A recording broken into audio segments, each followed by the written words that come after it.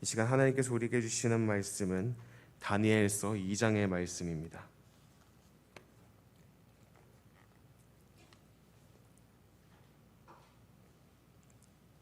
다니엘서 2장의 말씀입니다. 2장 말씀을 함께 교독하겠습니다. 유다 왕 여호야김 느부갓네살이 다스린 지 2년이 되는 해에 느부갓네살이 꿈을 꾸고 그로 말미암아 마음이 번민하여 잠을 이루지 못한지라.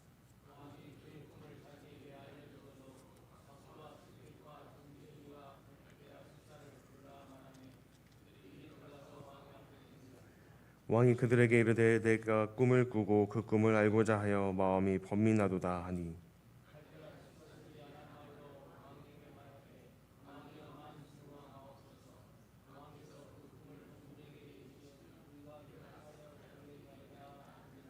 왕이 갈대아인들에게 대답하여 이르되 내가 명령을 내렸나니 너희가 만일 꿈과 그 해석을 내게 알게 하지 아니하면 너희 몸을 쪼갤 것이며 너희의 집을 거름더미로 만들 것이요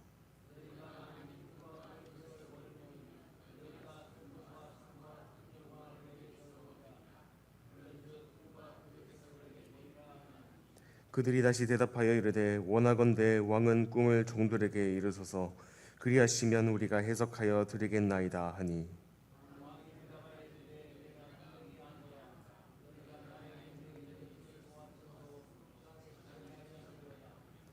너희가 만일 이 꿈을 내게 알게 하지 아니하면 너희를 처치할 법이 오직 하나이니 이는 너희가 거짓말과 망령된 말을 내 앞에서 꾸며 말하여 내가 변하기를 기다리려 함이라. 이제 그 꿈을 내게 알게 하라. 그리하면 너희가 그 해석도 보일 줄을 내가 알리라 하더라.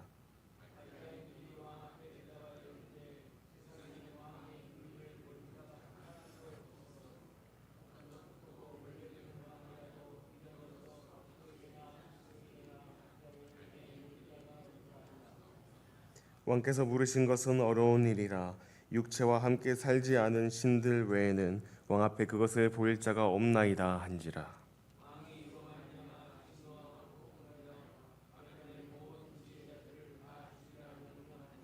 왕의 명령이 내림에 지혜의 자들은 죽게 되었고 다니엘과 그의 친구들도 죽이려고 찾았더라.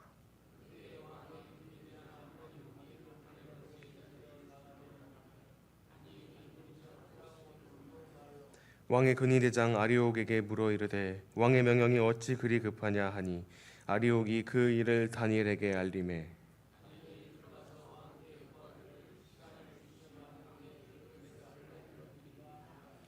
이에 다니엘이 자기 집으로 돌아가서 그 친구 하나냐와 미사엘과 아사라에게 그 일을 알리고,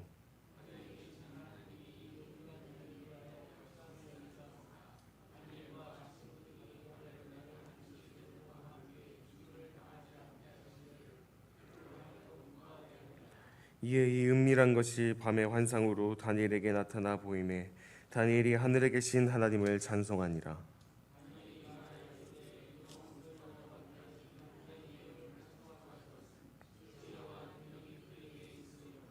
그는 때와 계절을 바꾸시며 왕들을 폐하시고 왕들을 세우시며 지혜자에게 지혜를 주시고 총명한 자에게 지식을 주시는도다.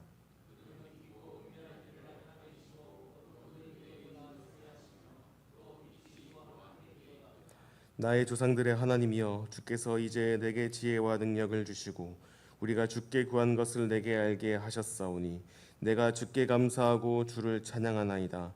곧 주께서 왕의 그 일을 내게 보이셨나이다 하니라.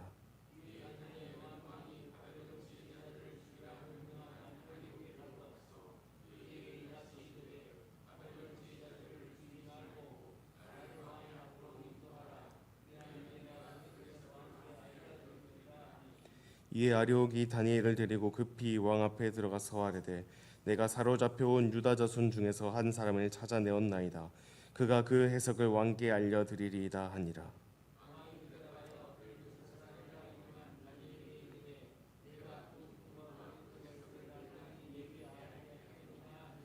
다니엘이 왕 앞에 대답하여 이르되 왕이 물으신 바 은밀한 것은 지혜자나 술객이나 박수나 점쟁이가 능히 왕께 보일 수 없으되,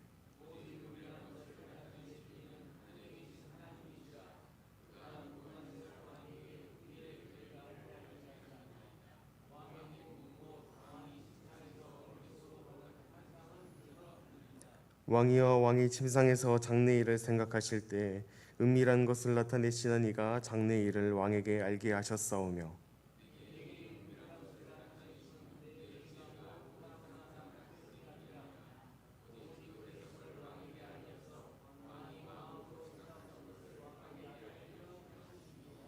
왕이여 왕이 한 큰 신상을 보셨나이다.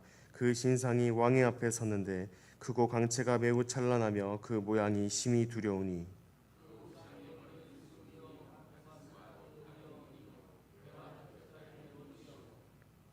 그 종아리는 쇠요 그 발은 얼마는 쇠요 얼마는 진흙이었나이다.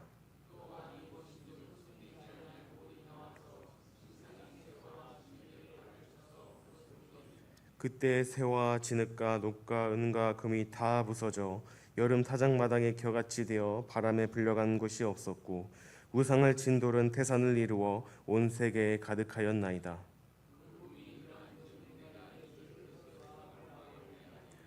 왕이여 왕은 여러 왕들 중에 왕이시라. 하늘의 하나님이 나라와 권세와 능력과 영광을 왕에게 주셨고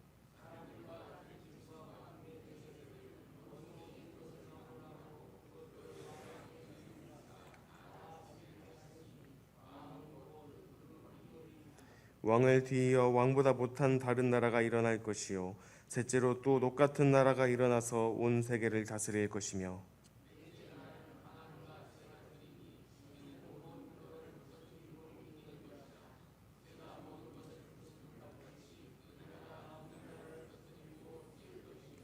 왕께서 그 발과 발가락이 얼마는 토기장이의 진흙이요 얼마는 쇠인 것을 보셨은즉 그 나라가 나누일 것이며 왕께서 쇠와 진흙이 섞인 것을 보셨은즉 그 나라가 쇠 같은 든든함이 있을 것이나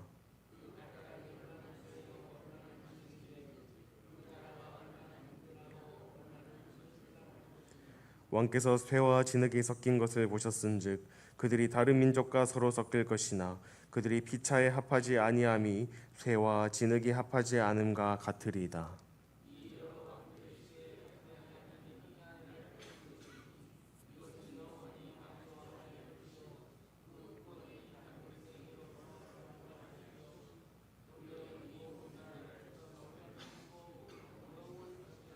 손대지 아니한 돌이 산에서 나와서 쇠와 녹과 진흙과 은과 금을 부서뜨린 것을 왕께서 보신 것은 크신 하나님이 장래일을 왕께 알게 하신 것이라. 이 꿈은 참되고 이 해석은 확실하니이다 하니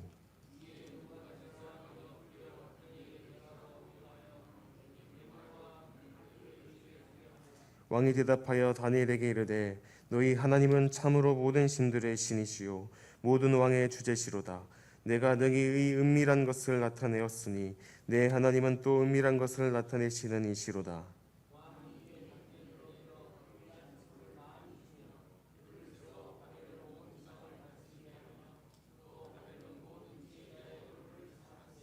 왕이 또 함께 읽겠습니다.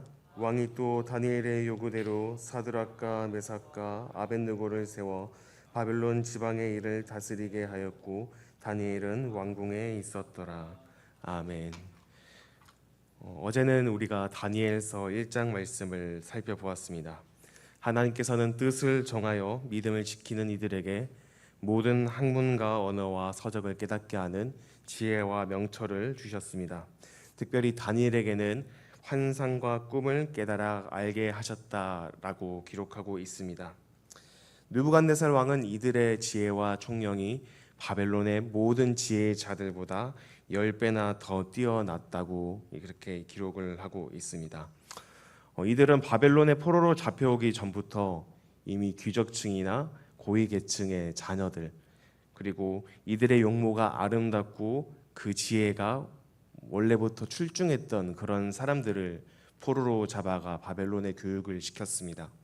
그럼에도 그들이 지혜로웠기 때문에 그들이 애초에 능력이 뛰어났기 때문이 아니라 하나님께서 뜻을 정하여 또 결단하는 그들에게 하나님의 크신 지혜와 총명을 부어 주셨다는 것이 어제 살펴본 다니엘서 1장의 말씀입니다. 오늘 2장의 말씀은 크게 4개의 문단으로 나눠볼 수 있습니다. 1절에서 13절까지는 느부갓네살 왕의 꿈과 지혜자들에 대한 죽음의 명령, 그리고 14절에서 23절은 다니엘의 기도와 하나님의 계시, 그리고 24절에서 30절은 왕 앞에 선 다니엘과 겸손한 고백으로 볼 수 있으며 31절에서 마지막 49절까지는 신상의 꿈 해석과 하나님 나라의 도래 예언에 대한 이야기로 이루어져 있습니다. 이 본문은 단순히 다니엘이 왕의 꿈을 맞춘 이야기가 아니라 이방 제국의 역사 위에 세워질 하나님의 나라에 대한 묵시이며 참된 지혜의 근원이 누구인지 드러내는 강력한 선언이 포함되어 있는 메시지입니다. 먼저 1절은 느부갓네살 왕의 꿈으로 시작됩니다. 1절을 보면 느부갓네살 왕이 다스린 지 이전에 꿈을 꾸고 번민하여 잠을 이루지 못했다 합니다. 그래서 그는 바빌론의 모든 지혜자들, 곧 박수와 술객과 점쟁이와 모든 갈대아 사람들을 불러서 자신의 꿈이 무엇인지 먼저 말하지 않고 자신의 꿈이 무엇인지 너희들이 알아서 맞추고 그 꿈에 대한 해석을 나에게 말하라. 어떻게 보면 정말 얼토당토하지 않은 그런 요구를 하고 있는 것입니다. 그래서 이 바벨론의 모든 지혜자들은 이렇게 말합니다. 어떻게 그런 것을 내가 맞출 수 있겠습니까? 세상의 모든 왕들도 이러한 요구를 한 적도 없습니다. 이 왕의 요구를 맞출 수 있는 사람은 정말 저기 신들밖에 없다. 일반 사람들은 이 꿈에 대해서 도저히 해석할 수 없습니다. 이거는 얼토당토하지 않은 그런 요구입니다라고 왕에게 항변을 합니다. 근데 결국 왕은 2장 5절 말씀에 너희가 만일 꿈과 그 해석을 내게 알게 하지 아니하면 너희 몸을 쪼갤 것이며 너희의 집을 거름더미로 만들 것이라고 선포했습니다. 그래서 이 지혜자들의 태도를 보고 왕은 분노하여 바벨론의 모든 지혜자들을 잡아 죽이기로 결심을 하게 됩니다. 이때 이 지혜자들 안에 다니엘뿐만 아니라 이 세 친구들이 포함되게 된 것입니다.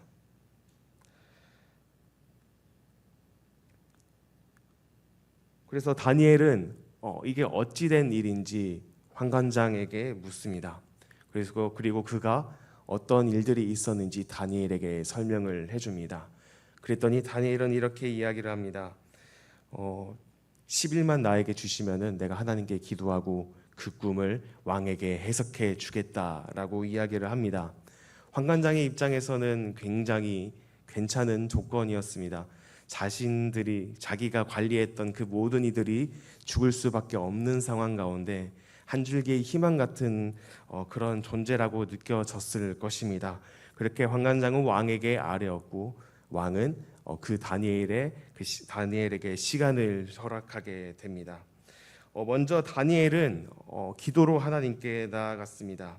2장 18절 말씀을 보면은 하늘에 계신 하나님이 이 은밀한 일에 대하여 불쌍히 여기사 다니엘과 친구들이 바벨론의 다른 지혜자들과 함께 죽임을 당하지 않게 하시기를 그들로 하여금 구하게 하니라. 다니엘은 곧장 하나님께 긍휼을 구하는 기도를 시작합니다. 중요한 것은 기도로 시작했다는 것입니다. 사람이라면 누구나 불안한 상황 가운데 조급한 마음이 생기기 마련입니다. 그러나 다니엘은 서두르지 않고 자신과 친구들이 해야 할 첫 번째 일은 하나님께 엎드리는 것이었음을 알았습니다. 그들은 자신들의 능력이나 지혜를 의지하지 않았고 오직 하나님의 긍휼에 의지했던 것입니다. 그리고 하나님께서 놀랍게도 그 다니엘에게 응답하십니다. 2장 19절 말씀을 보면 이에 이 은밀한 것이 밤의 환상으로 다니엘에게 나타나 보이매 다니엘이 하늘에 계신 하나님을 찬송하니라 라고 기록되어 있습니다. 그리고 이후에 20절부터 23절은 하나님의 응답에 대한 다니엘의 찬양의 고백이 이어집니다. 영원부터 영원까지 하나님의 이름을 찬송할 것은 지혜와 능력이 그에게 있음이로다. 그는 때와 계절을 바꾸시며 왕들을 폐하시고 왕들을 세우시며 지혜자에게 지혜를 주시고 총명한 자에게 지식을 주시는도다. 그는 깊고 은밀한 일을 나타내시고 어두운 데 있는 것을 아시며 또 빛이 그와 함께 있도다. 주께서 이제 내게 지혜와 능력을 주시고 우리가 주께 구한 것을 내게 알게 하셨사오니 내가 주께 감사하고 주를 찬양하나이다. 20절부터 23절은 하나님께 대한 기도의 응답을 받은 다니엘이 하나님을 찬양하는 믿음의 고백입니다. 이것은 하나님의 주권에 대한 신앙 고백입니다. 하나님은 세상의 시간과 질서를 주관하시고 왕들을 세우고 폐하시는 분입니다. 즉 느부갓네살도 하나님의 손안에 있고 바벨론의 운명조차도 하나님의 계획 아래 있다는 믿음의 고백인 것입니다. 이 믿음은 바로 기도에서부터 시작되었다는 것입니다. 다니엘은 느부갓네살 왕 앞에 나아가서 이렇게 고백을 합니다. 27절과 28절 말씀을 살펴보면 은밀한 것은 지혜자나 술객이나 박수나 점쟁이가 능히 왕께 보일 수 없으되 오직 은밀한 것을 나타내실 이는 하늘에 계신 하나님이시라. 다니엘은 자신에게 아무런 능력이 없음을 분명히 밝힙니다. 그는 지혜롭고 총명이 가득했습니다. 바벨론의 모든 지혜자들보다 뛰어난 사람이었습니다. 어쩌면 자신의 지혜와 능력을 과시할 수 있는, 자신을 드러낼 수 있는 절호의 기회인데도 그는 자신의 능력을 부인하고 오직 하나님께 있음을 고백합니다. 그러고 나서 이 느부갓네살 왕에게 그 꿈이 무엇인지 설명하며 해석을 하게 됩니다. 31절에서 35절 말씀을 살펴보면 느부갓네살 왕은 거대한 신상 하나를 보았는데 그 형상은 크고 광채가 매우 찬란하며 모양이 매우 심히 두려웠다라고 기록되어 있습니다. 여기서 머리는 순금, 가슴과 팔은 은, 배와 넓적다리는 놋, 종아리는 철, 그 발은 얼마는 철이요 얼마는 진흙으로 이루어진 큰 신상을 본 것입니다. 근데 갑자기 손대지 아니한 돌이 나와서 이 신상을 쳐서 모든 것을 부수게 되는데 그 모든 것이 부서져 타작마당의 겨같이 바람에 흩어져 날아가 버렸다라고 기록되어 있습니다. 그리고 그 돌은 태산을 이루어 온 세계에 가득하게 되었다. 그리고 36절부터는 그 꿈에 대한 해석이 시작됩니다. 왕은 곧 그 신상의 금 머리이다. 그리고 나머지 부위들은 그 이후에 나타날 여러 제국들을 의미합니다. 먼저 바벨론보다 약한 은으로 된 나라, 즉 메데바사 제국이 등장하고 그 뒤를 이어 온 세계를 지배할 녹 같은 제국, 곧 그리스 제국, 헬라 제국이 일어나게 됩니다. 이어서 모든 것을 부수고 찢는 강한 쇠 같은 나라, 로마 제국이 등장하며 마지막으로 이 로마가 분열되어 나타나는 새와 진흙이 섞인 발과 발가락 부분은 강한 요소와 약한 요소가 뒤섞인 여러 나라들의 불안정한 연합을 보여준다고 설명하고 있습니다. 이처럼 인간 제국은 시간이 지날수록 점점 약해지고 분열되며 서로 섞이려 하지만 진흙과 쇠처럼 결코 하나 되지 못하고 본질적으로는 깨지기 쉬운 연합에 불과하다는 것입니다.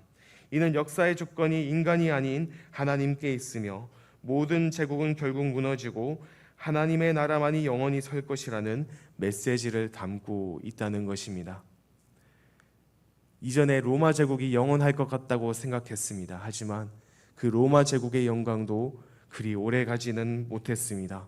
결국 분열되게 되고 멸망당하게 되며 그 안에서 또 다른 여러 나라들이 등장하게 되며 결국 그 나라들이 또 다투고 전쟁하며 결국 그 나라도 망하게 되며 계속해서 인간이 생각하기에 강한 나라들도 하나님의 역사와 주권 앞에 무너지게 된다는 것을 보여주고 있습니다. 그리고 마지막 핵심이 되는 구절은 44절과 45절의 말씀입니다. 사람의 손으로 하지 아니하는 돌, 이 돌은 신상의 발을 치고 모든 것을 부서뜨리며 이것이 태산을 이루어 온 세계에 가득합니다. 이것은 바로 하나님의 나라가 이 땅 가운데 가득히 세워지며 넘쳐나게 될 것임을 보여주는 예언의 메시지입니다. 이 나라야말로 우리가 진정 의지해야 할 나라입니다. 바벨론도 로마도 그 어떤 제국도 영원하지 않습니다. 하지만 하나님의 나라는 지금도 자라고 있으며 지금도 세워지고 있으며 확장되고 있으며 결국 예수 그리스도의 다시 오심과 함께 완전히 드러나게 될 것입니다. 사람의 손으로 하지 않은 돌은 결국 예수 그리스도를 예표합니다. 그분은 세상의 권세로 세워진 왕이 아니라 하나님의 뜻과 계획으로 이 땅에 오신 참된 통치자이며 왕이십니다. 결국 하나님의 나라가 이 땅 가운데 영원히 설 것이며 완성될 것이라는 것입니다. 결국 이 해석을 들은 느부갓네살 왕은 다니엘을 칭송하기보다 다니엘과 함께 하시는 그 하나님을 찬양하게 됩니다. 결국 다니엘의 그 행동은 자신을 드러내고 자신의 영광을 높이는 데 사용된 것이 아니라 하나님의 영광을 드러내는 데 그의 삶이 사용되었음을 우리는 살펴볼 수 있습니다. 결국 이번 사건으로 인해 느부갓네살 왕은 다니엘을 모든 지혜자들의 어른으로 세우고 또 그의 친구들을 각 지방의 고위직으로 그 지방을 다스리는 귀한 위정자로 이렇게 세워지게 됩니다. 이 말씀을 살펴보면서 우리는 다시 한 번 더 우리의 삶을 돌아보아야 할 것입니다. 우리에게 주신 모든 것들이 하나님의 은혜였음을 기억하고 교만함으로 살아가는 것이 아니라 하나님께서 나에게 이 모든 것을 주셨으니 나의 삶을 통하여 하나님께 영광 돌리는 삶을 살아가겠습니다. 나를 드러내고 나를 과시하는 것이 아니라 삶 가운데 복음의 삶을 날마다 살아가며 하나님이 높임 받으시고 하나님이 영광 받으시며 나의 삶을 통하여 복음이 확장되어가는 축복의 통로가 되길 원합니다. 이런 간절한 마음으로 우리는 오늘 하루를 살아가야 할 것입니다. 인간의 나라는 결코 영원하지 않습니다. 우리 눈에 당장에 영원해 보이더라도 결국 하나님의 주권과 역사 앞에 그것은 영원하지 못합니다. 우리의 삶과 이 땅 가운데 이 세상 가운데 영원히 세워지는 나라는 하나님의 나라임을 기억하며 날마다 우리의 삶을 통하여 하나님의 나라가 확장되어 가고 하나님의 나라가 세워져 가는 귀한 하나님의 도구가 되어지는 여러분 되시기를 바랍니다. 날마다 그 믿음으로 살아갈 때 다니엘처럼 기도로 먼저 나아갈 때 하나님께서는 우리의 삶을 들어 사용하시고 우리의 삶을 통해 하나님의 뜻을 이루어 가실 줄 믿습니다. 그 믿음으로 날마다 한 걸음 한 걸음 나아가는 저와 여러분 되시기를 간절히 소망합니다.